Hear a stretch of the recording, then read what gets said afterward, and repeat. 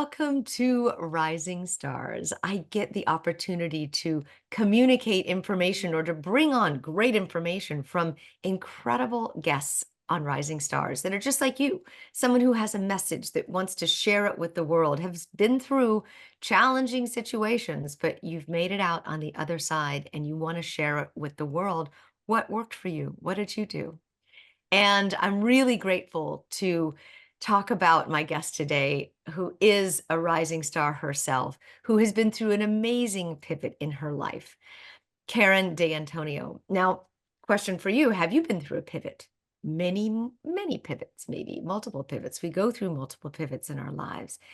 And Karen's life actually has been one pivot after the next, with the whole theme that she's been able to find, the theme of finding love, more specifically, emotionally available love, even more specifically, self-love.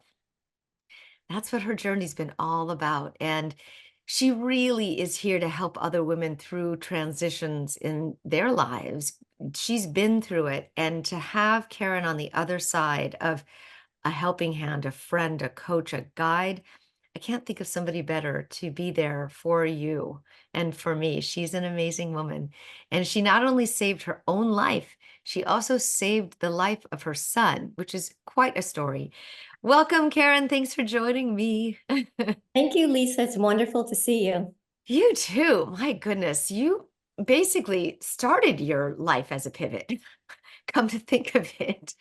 You did. You were a child. Obviously, you were adopted as a child. And how old were you when you were adopted?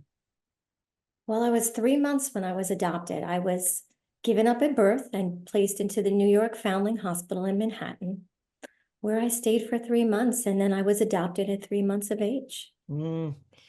Have you looked back at the imprint that that put onto you at the time? People ask me, I had gotten asked that a lot during my life. Did you ever have any feeling about being adopted? I was told early on, I don't remember when, but I always remember that it was okay. Like I was okay with being adopted. Good. That's good messaging. That's at least consciousness. It's okay. And there's so many souls that are born and other families that are a better match for those souls. I've seen it all. We have many people that are adopted in our family, and it's incredible, incredible. So tell me a little bit about how listening to your intuition helped save you in your life. Like, what does it really mean? Maybe when you were younger, what did it mean to listen to your intuition in your early life? When I was little, it almost seemed like my intuition kicked in very early on. I was pretty sickly as a child. I had a lot of vomiting stomach issues, and they couldn't figure out why. And only later in life did I figure that out. But it was really the upsetment of the environment that I lived in. It was almost like my intuition kind of honing in and saying, it just doesn't feel right here. You're just not getting the positive messages that you need here. And again, as a young child, you don't know because you are just so, the foundation's being built and you trust the people that you live with. You Yes. do. That's all you know at the time is the people you live with and the messages that are being circulated. And sometimes when we do go through that, adolescent period, we realize, well, the rest of the world maybe doesn't think like this, or we think this way and others are not thinking that way. So that's when you start to individuate. You start to say, well, I choose this, but I don't choose this. And I made this decision about myself, but maybe that's not true. Let me try this. And sometimes the only way we know how to do that as adolescents is to rebel against it. Did you ever rebel against that intuition? Oh, absolutely. Absolutely. Because I was in such a controlled environment. That's the only thing that I could do. And I Mm, knew that they were doing the best they could for me because we have to look at that. We have to look at where people are at and what they've experienced. absolutely. And I always say the parents do the best they could with the tools they had at the time. Mhm. And that's exactly what I always say as well. What about when you went to college? Well, first of all, what made you decide to go into nursing school? So when I was younger, I had three things that I wanted to be. I wanted to be a veterinarian, a psychologist, and a nurse, all three. Oh, wow. Yeah, big aspirations there. I just knew that I loved to help people and I love to help animals. Hmm. So I decided to go into nursing school. I really decided to become a nurse. It's a good choice. I mean, it's a It's a great great choice. choice. It's a Yeah, wonderful profession. It really is. it really is. So when you decided to go into that, was there what is it, easy for you, or was there a controversy around that? Well, what happened was when I was younger, school age years, I was told that I couldn't do things. I needed a tutor to help me with math. I needed a tutor to help me with reading. And I didn't understand that. I just obeyed and I did what I had to do. So when I got into my adolescent years going into college, I wasn't even sure that I could even become a nurse. I didn't have that self-confidence, but I did it anyway, because again, that feeling within me was, I need to do this. I need to follow that. And that's what I did. You listened to that intuition once again. Wasn't there a professor that said this isn't going to work? I mean, who says stuff like that? Tell us a little bit about that. I was in my junior year of college, and that's when clinical rotations start. So you go into the hospitals and you start your rotations. And I happened to be in the labor and delivery rotation, which I was so excited about because I love babies. Yeah. And prior to it starting, my professor had pulled me aside and she said to me, "You're never going to make it as a nurse." And I kind of stood there and I was like, did I just hear right? Like, what did she just say to me? Like, I didn't understand at that very moment. I just heard the words. So I looked at her and I didn't know what to do first, right? Fight or flight kicks in and you want to run out of that hospital as fast as you can. But there was a part of me again that said, just stay. You have to stay. I could hear that voice within, you have to stay. And I stayed. And I performed at that clinical rotation with that mom giving birth because I knew that I needed to be there. Wow. Most people could have taken the easy route and run and said, oh, she's right, and made that decision about themselves. And this happens. This completely happens. Oh, she said, I'm not good enough, so I must not be good enough. Boom, label. Right. And you were brave enough to follow that gut and to tune in. And we're going to talk a little bit about that in a minute of how do you tune into that deep intuition. But just to finish the story, you have now been a nurse for how long? Gosh, over 3 decades. What Over is three it? decades. What? It's amazing because I just knew in my heart that I was just meant to do this. And I was unstoppable after that because after she had said that, I worked my hardest and I graduated with honors and I Right. became the best nurse possible. Oh, I love it. My goodness. And you probably went on to be that in that role later, right? Mhm. Absolutely. So did you encourage other nurses to continue on?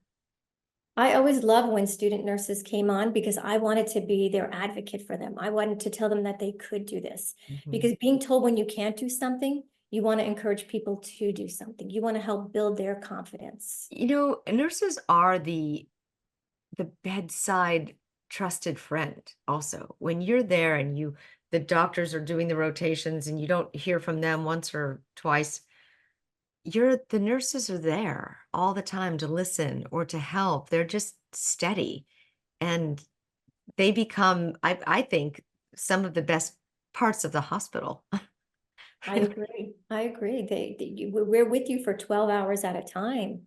And we know you. We know all the ins and outs. We know your family. We know all the dynamics that goes on with you. And Yes. we embrace that and take you on like you were one of our own, or one of our And own family members. right. And it's not easy. I mean, 12-hour shifts, and sometimes they go longer and they're overnight, and it can be, and people are in pain, and it can definitely be a difficult situation. I think more people need to realize that the nurses are the backbone of our healthcare system.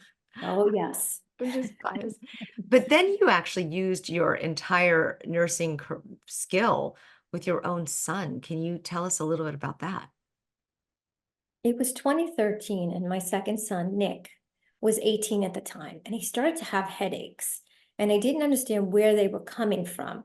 sent him to his primary doctor. She said it was just migraines, nothing to worry about, sent him home with a pill and said he'll be better. Wow. Well, he wasn't better. It continued. The headaches continued. I, at that point, was into the natural stuff. So I was looking up natural remedies for him to help. And I eventually said to him, I think we need to go to a neurologist because they're not stopping. And I wanted to make sure that he was going to be okay. Definitely. And, I just, why did you get into, you said I was into the natural stuff. What led you down that direction as a nurse? Well, I'll tell you a story. The first time I ever stepped onto a unit was when I was a nursing assistant. And I was watching a woman who was over 100 pass. Wow. And what I remembered from that was we left her alone in the room to pass by herself. And Oh, it really made such an impact on me because I said, we are here for people, body, mind, and soul. Like we need to help them heal, even if it's the time of passing, no matter what. We need to be there to help them transition through that phase. And it just made such an impact. And then later on in my career, we were seeing people as open heart surgery patients. We were seeing people as vascular patients, but we weren't embracing who they really were. mm, And we needed to see that whole side of them, body, mind, and soul. And that's when I started to say, there's something else that we're missing. There's another side to this. there's something more. So, it's a tricky thing because if you get involved, then your heart is most likely going to get involved as well. And sometimes it's difficult to be that involved all the time. But you found a way to do it that didn't use you. It actually fed you, didn't it? Oh, absolutely. Mm, Absolutely. mm. So when he got ill, he was diagnosed with stage 4 kidney disease. Just out of the blue, we had no clue whatsoever where this came from. Like, how did it happen? We didn't see any early signs. At 18. At 18, so my mission, the first thing that kicked in was my intuition. And again, it was leading me towards you need to find something else in addition to modern medicine. There's something else out there. You need to seek it. You need to find it. I didn't know what it was at that point. I didn't know where I was going to find it. I just trusted. Mm. I just trusted. You did. And so when you went down that path, what that guided you towards kinesiology, right? That guided you. Right. What is kinesiology exactly? So in kinesiology, we're all made of energy. Like you and I, Lisa, like we're both in our energetic fields together because we're communicating. Yes. And it's all about energy. It's Mhm. all about looking at the body and keeping the body balanced. A balanced body is great. It feels good. It works well. When the body is imbalanced, there's something in that energetic field that's not agreeing with what that person needs or needs to release.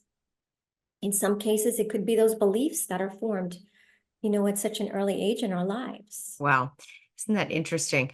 Did you ever work with that with you in terms of your own belief system and kinesiology and layers and levels? Did you ever find that inside of you? Oh my gosh. When I was studying kinesiology, which it was a 2.5 year program, I I definitely found out things that I didn't know that were really buried deep within myself. So it was quite eye-opening. And that's what I would tell people when I would work with clients. I'd say to them, I have gone through the same things that you are experiencing in different ways, of course, because we're all individuals. But I've gone through sessions and I know what it feels like. And I'm here to support you and help you through this. Hmm. That is interesting because had you not discovered that, it eventually leads that blockage leads into flow disruption in the body, and it can manifest to wherever the weakest point is. And it's I think just they should teach kinesiology in medical school, nursing school, something that can identify that emotional or psychological block in the body. Oh, absolutely, Lisa. Absolutely. Because those blocks, we have our physical shell here, but Mhm. underneath we have this beautiful, magnificent, energetic highway. Mm. And when something gets blocked, that's when those real important organs start to suffer. And that's where we still see disease and illness come in. I love this because this is the way you live your life now, right? I mean, are you still a practicing nurse? No, I've retired from nursing Yeah. and I'm dedicating my whole life into helping people heal naturally. So you helped your son get diagnosed with stage 4 kidney disease. What happened after that point? So we had found a kinesiologist who was wonderful. I didn't even know what kinesiology was. I just trusted. And our first appointment with her, I was taking all these notes, and I'm like, I don't even know what I'm writing, but I just kept writing. And finally, she turned around to me one day and she said, "Why don't you study this?" And I said, Ah, "Why don't I study this?" And I was on a plane 3 months later going to Minnesota to go to my first kinesiology class. wow. That it was the beginning of something. It's just amazing how our life, when you follow it, Mhm. it takes these different directions. And there's definitely going to be bumps in the road. I mean, your son amazingly has now thriving and his brother loaned him a kidney, not loaned, but gave him a kidney, right? Wow, Absolutely. that's a big family decision. And that required a lot of kinesiology in between because as he was going through it before the transplant, I was working on him consistently to help boost his body, to help strengthen his body, along with his brother too, because with him donating the kidney, his body needed to be, as healthy as possible also. Wow, that's what a story. I mean, what a family that you created. And then a huge pivot happened after that. That was probably one of the biggest moments also when your marriage, the family that you were in, this was all of the same family, right? Your husband was these boys' dad. Yes. And what happened? So I met my husband when I was 15. I was Mm, 15 going on 16. It was a very mhm, early romance.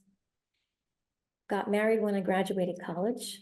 And I thought this was my life, right? We see our life and we say, okay, this is going to happen. I'm married. I'm going to be a nurse for the rest of my life. And everything just changed. Everything just changed, especially when the boys got sick.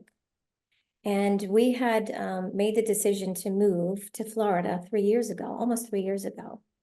And that was heartbreaking for me because I had to leave my children up in mm, Pennsylvania. And that was hard for me. I really definitely. am very close with them. I love seeing them. I love to be with them. But as young adults, they're on their own, and I have to honor that too. So I agreed to come to Florida, and things changed. Mm, Things changed. I had experienced betrayal, abandonment, and discardment from him. A man who said he loved me, that he would always be there for me. So it was a very difficult transitional time. yes. Especially since you helped your boys survive and go through this incredible experience, then to leave, which was, I'm sure, hard, and then this pivot of your marriage not lasting beyond that move, that is a lot as one person can go through and the soul can go through. So how did you get through all of that, Karen? Lisa, I do a lot of inner work. Mhm, I realized that I had a lot of um, inner child work to do.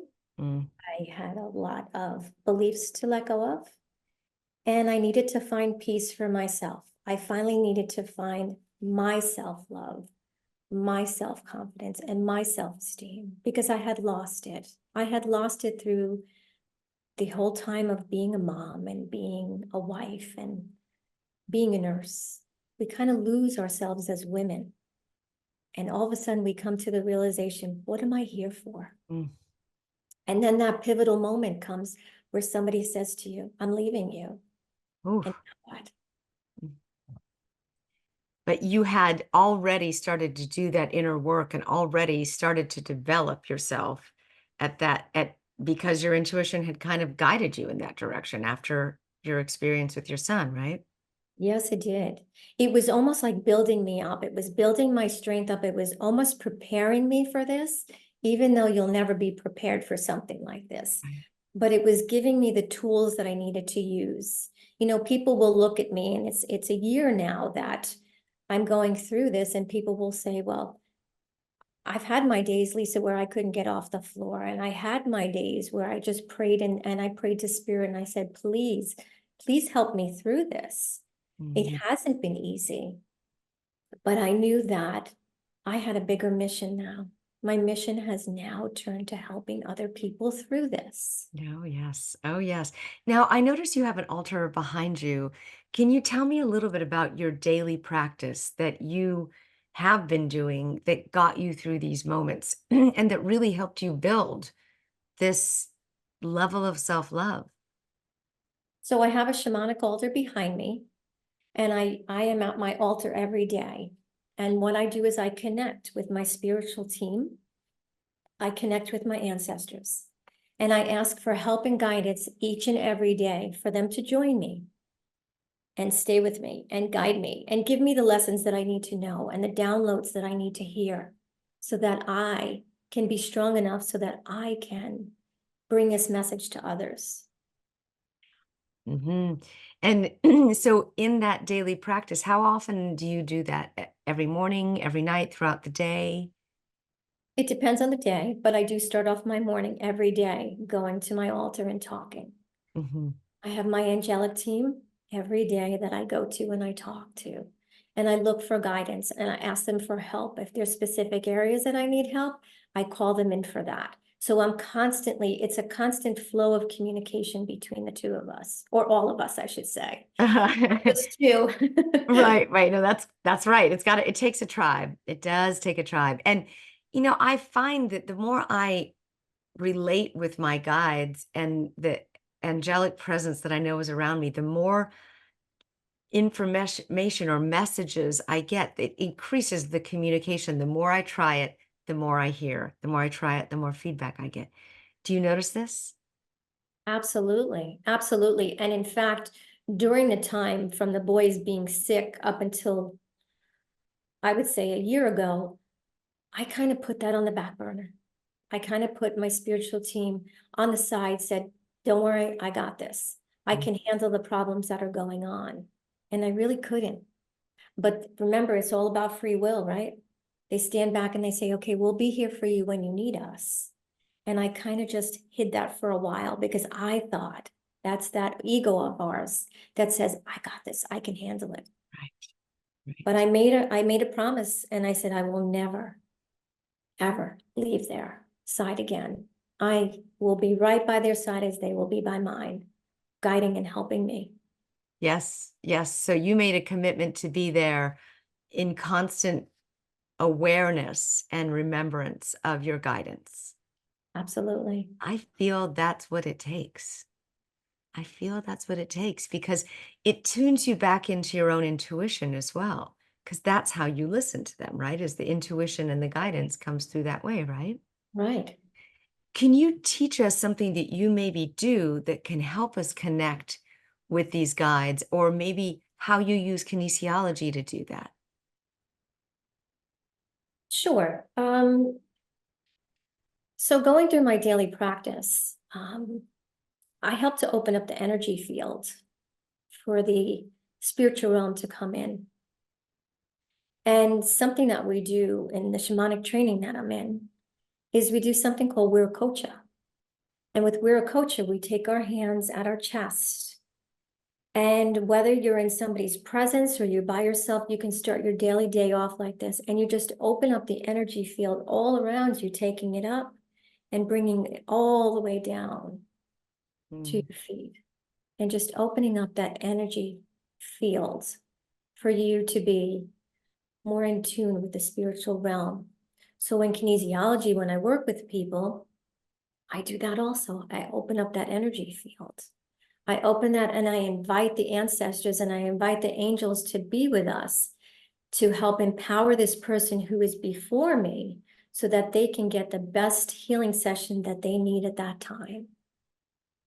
And it could be body work or mind work. And I love your background as a nurse to know kind of what path and direction to ask. How do you can we learn to do this yes, no, or this kind of answers to our questions using kinesiology? So like I said before, kinesiology works within the energy field. So when we are working, the way I learned to test with other people, but you can also do self-testing also. And I prefer that when people are on my table, because I can help them relax so I can do it. So we use a body part. Now you've probably heard of the sway test. Have you heard of that? Where people stand up Yeah. and you can sway back and forth with a question saying yes or no. But Yes. today I'd like to show you, if you took your hand, and you can use either hand, and you take your index finger and your thumb and you make a circle like an O. Okay. You take the index finger of the other hand, and then you would put it in here, right in that little circle there. Okay. And in Okay. doing that, you can ask a question of yourself. So I would say, my name, I'm going to start with you. My name is Lisa, and that's not true. So that's going to break that connection. And my name is Lisa is really strong. Right. So if I say my name is Karen, that's really strong because that's true. My Anything name, that's untrue, or okay. it'll break that connection. So my name is Karen. Nope. Yep. No, Yep. I am not Karen. because it's not true. It's not your essence. It's not in your essence. So you can use this for anything if it's what foods to eat, how to heal a cold, how what relationships. I mean, what can you use this for? I'd really recommend starting with somebody to learn how to do it first so that you feel confident.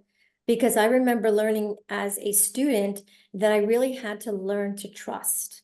I had to learn to trust that the answers that I was asked, that the answers that I was receiving were accurate. So I had to learn to trust the process of, really, was that really a yes or was that really a no?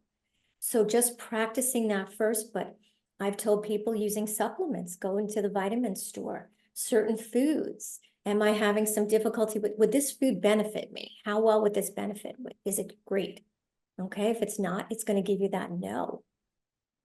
So just That's how to trust. that's fantastic. Now, you work with other people, other women, specifically in transitions in their life. How do you do that? What do you do when you work with other people?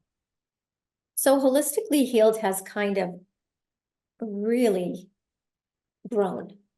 Whereas I started with healing sessions, which I do now also.